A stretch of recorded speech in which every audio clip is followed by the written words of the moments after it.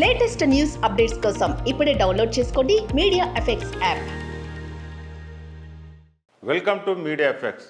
ఒక్క అవకాశం ఇవ్వాలని అడగడంతో జగన్ను నమ్మి గెలిపించినందుకు ఇప్పుడు రాష్ట్ర ప్రజలు చింతిస్తున్నారని కాంగ్రెస్ పార్టీ ఏపీ అధ్యక్షురాలు వైఎస్ షర్మిల విమర్శించారు.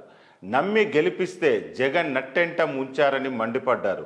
రాష్ట్రానికి ప్రత్యేక హోదా తీసుకొస్తానని చెప్పిన జగన్ 5 ఏళ్లైనా ఆ ఊసే ఎత్తడం లేదని, ఇచ్చిన హామీని మర్చిపోయారని ఆరోపించారు.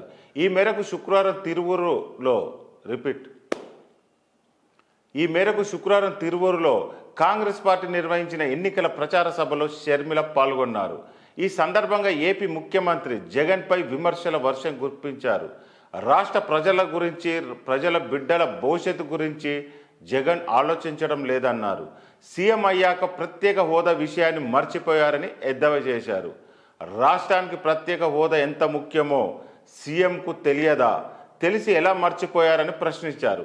పరిపాలన సౌలభ్యం కోసం, రాష్ట్రంలోని అన్ని ప్రాంతాల అభివృద్ధి కోసం 3 రాజధానులు ఏర్పాటు చేస్తామని వైసీపీ చీఫ్ ముఖ్యమంత్రి హోదాలో హామీ ఇచ్చారని షర్మిల గుర్తు చేశారు.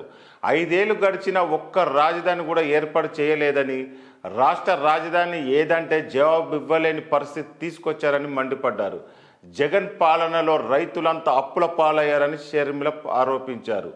ధరల స్థిరీకరణ కోసం 3,000 కోట్లతో నిధి ఏర్పాటు చేస్తారని జగన్ హామీ ఇచ్చారని, హామీ ఎక్కడ అమలు చేశారని ప్రశ్నించారు.